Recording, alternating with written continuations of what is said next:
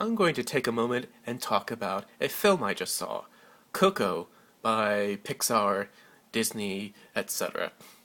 Now, like a lot of people, I don't go to the movie theater anymore, or very rarely. I don't watch films very often. Instead, what I do is I draw or paint and just listen to a film which may be on Netflix or on DVD or something like that. I will make an exception and watch an animated film just to take in the artistry of it. So this is a film that I actually did watch a couple of nights ago. Now, kind of the funny thing about Coco is I thought I had already seen it, but no, the film that I had in mind was The Book of Life by Guillermo del Toro, the famous director. Um, so in the back of my brain, this art style had already been taken, or this art style had already been taken. They actually are very, very different, but you know, I had not seen any commercials for either of those films. It was really just whatever thumbnail I had seen somewhere. I suppose I should talk about Pixar for a moment. Pixar films, for me, are they're all okay. The early ones were great. They were splendid. They were superb. It seems like the last one, which was just completely amazing, was The Incredibles. I guess The Incredibles was the high water mark for Pixar, at least in my mind. And by high water, I mean both in terms of the story and in the animation. Now, obviously, in some ways, the animation has gotten better, but it hasn't really gotten more stylized. It seems to be kind of a weird dichotomy. If you look at something like The Good Dinosaur, the characters have one style, but for some reason the backgrounds are in a weird, super photorealistic fashion, which doesn't blend in very well, as opposed to other art styles where everything is blended together and seems to belong in the same world. Actually, we even see that here at the Book of Life. But Pixar seems obsessed with the idea of making the waters as sparkly as possible, and the shadows and the smoke and everything as realistic, and then having that sort of not blend in with the main characters. Uh, and I don't want to seem too negative because obviously Pixar is highly successful and many millions of people love it. It's just to my eye, I notice these things. Um, and I'm not saying that the films after The Incredibles were bad. I think many of us enjoyed Toy Story 3. Toy Story 3 did have a good ending, but I think we'll all admit that there's definitely been a change. Now, I know there's going to be a new Incredibles film. I don't know anything about it. I don't really watch commercials or things like that. I'm doing my own thing. One good thing that I really liked about Coco was that it seemed to pay homage to the Skeleton Dance, which was animated by Iwerks. Um, it's a Disney cartoon. If you don't know, Iwerks was a phenomenal, seminal animator.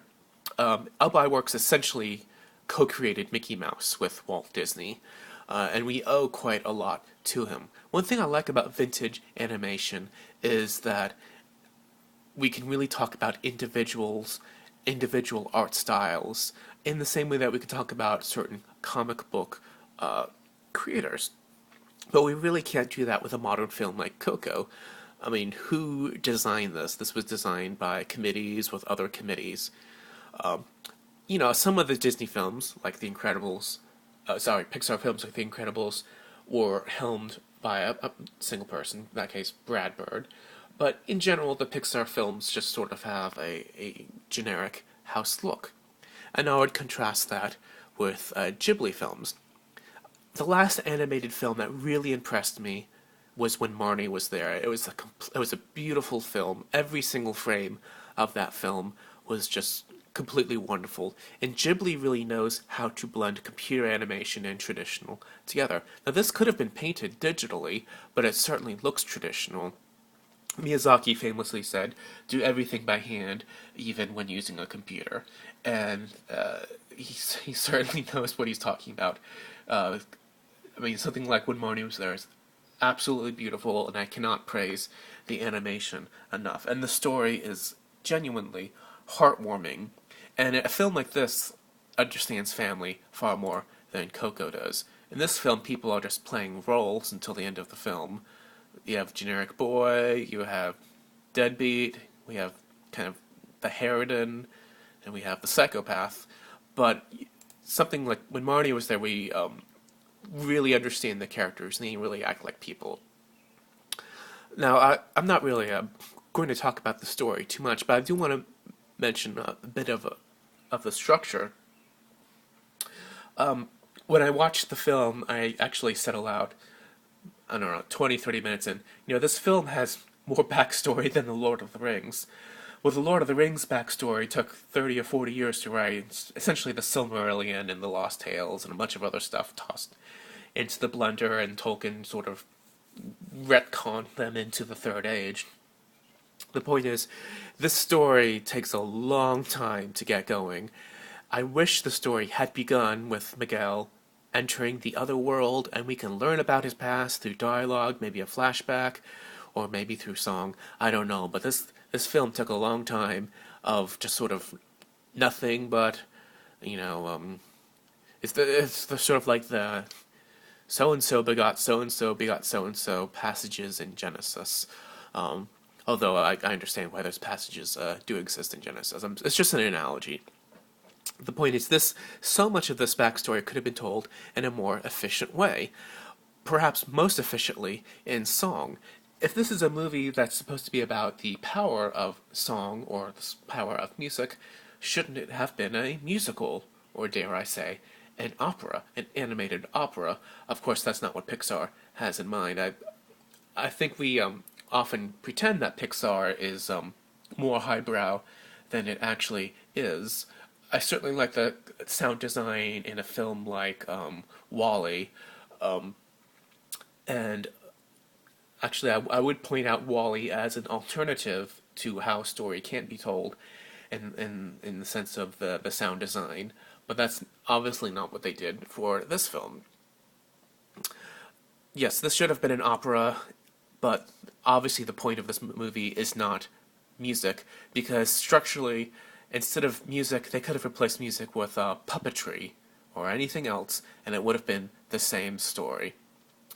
Um, in fact, I kind of wish if they had to do a little backstory about everyone, why not take a lesson from Up and just have a little beginning with the minimum amount of dialogue to tell the story of the older generations. It just seems like a simple thing to do. Now that I think about it, you know, not, I mean, obviously there is, if you've seen the film, there is some music in the film, but the music really is not important. The music could have been anything else. I've never seen the film Dirty Dancing. I've never seen the film, what's the film where no one can dance? Footloose. I've never seen them, but I assume those films have a lot of dancing. The dancing is integral to the story. Coco certainly has moments of performance, but that's not really the same thing. If you really want to understand music, I would look at a film like Amadeus, where the music is the lifeblood of that film. Anyway, getting back to Up, I do wish they had done sort of a beginning where we had learned through visuals and music the backstory of the older generation. And actually, speaking of Up, Coco is basically the same story, where our hero is going to fulfill his lifelong dream and find his long-lost father figure, and the father figure, of course, ends up being a complete psychopath. And there are magical dogs involved. It's kind of the same film. Up told it better. At least the beginning of Up did. Now, one, maybe not criticism, but one concern that I have for modern films, at least for modern Western animated films, is they don't really seem to understand the heroic struggle or the heroic journey. I'm sure Miguel is a nice child, and I don't want to take away the hard work that goes into being I don't know, a troubadour or a minstrel, or I guess maybe a mariachi guitarist, but it's not like Miguel was practicing violin for 16 hours a day so that he could really master a Stradivarius when he grows up. I mean, Miguel looks like he did a little bit of practicing on the side, maybe 10 minutes a week or so, and then he just goes on stage, and he's a little nervous at first. I mean, don't want to take anything away, but he just magically knows how to perform. I guess because of one great-great-grandfather who contributed, 6.5% of his DNA. I would contrast this with the great film A Boy Named Charlie Brown. If you really want to understand Charlie Brown, this is the best film about him. It's the original film. You can look at this, look at the Christmas special and the Halloween special, put all three of these together, and that tells you who Charlie Brown is. And what's so great about this film is that Charlie Brown works hard. He really works hard. He does everything he can to win that spelling bee, and he still loses at the end, but he grows as a person. It's not the end of the world. Sure, Lucy will still make fun of him, but the struggle is heroic, and this is really the best lesson that children can learn, that the hard work is its own reward. If this film were made today, Charlie Brown would just go on the stage, he would be the best speller possible, everyone would clap, and it would just be a big dance party. But this, we need more films like this, especially animated films. I sometimes wonder why we don't have enough struggle. I mean, there's certainly struggle in this film in the sense of sort of peril in this other world, but this other world is so unrealistic and weird. It's not really a struggle. We kind of know what's going to happen. And by the way, I do want to avoid talking about this other world in detail, because the more we talk about it, the less it makes sense. I mean, people are working, and I guess there's money and jobs, and in many ways the other world is more depressing than real life, because I mean, let's not try and make this theologically sound. Anyway, to conclude, I'm not saying Coco is a bad film, but I do think what it tries to accomplish we see done better in other animated films. And for me, I guess the best example would be Summer Wars. I haven't seen Summer Wars in a while, and so I must admit I am slightly hazy. But what's great about Summer Wars is, once again, we have a young person involved with his extended family, and there are fantasy elements. In this case, it's sort of a Matrixy computer program. But what's great about Summer Wars is that these characters actually act like family, like an extended family, and they have individual characteristics. Some of them are fishermen, there's the baseball player, this one, there's that one, there's even a matriarch of that family. And I'm not saying every film should be realistic. What I am saying is that this film understands family and family dynamics far better than Coco does. These characters, as I mentioned before, are just placeholders, but Summer Wars, they are actually family. For good, for bad, for everything in between.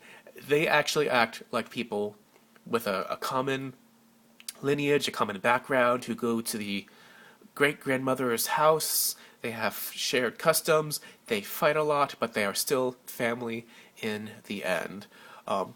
Coco's family, if we really were to examine it, are not only dysfunctional, but actually rather abusive.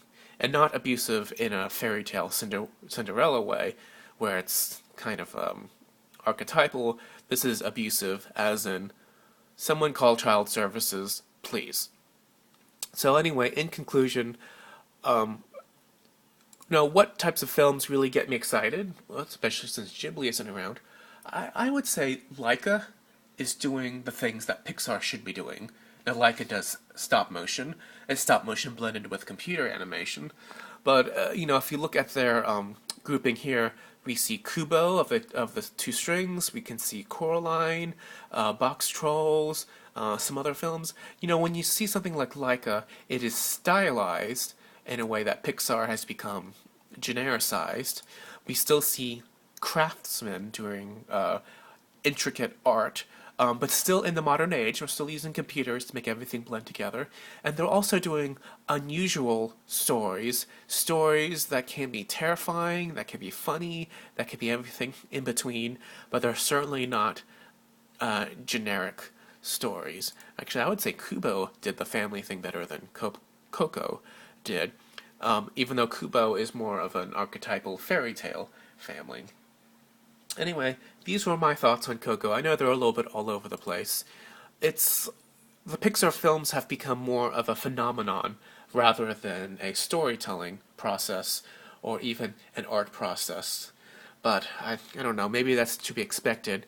In many ways, Disney Pixar has become a post-art property at this point, which saddens me to some extent, but that does mean that new companies and smaller companies will be rising up to be doing the types of films that Disney and Pixar aren't doing anymore. Goodbye.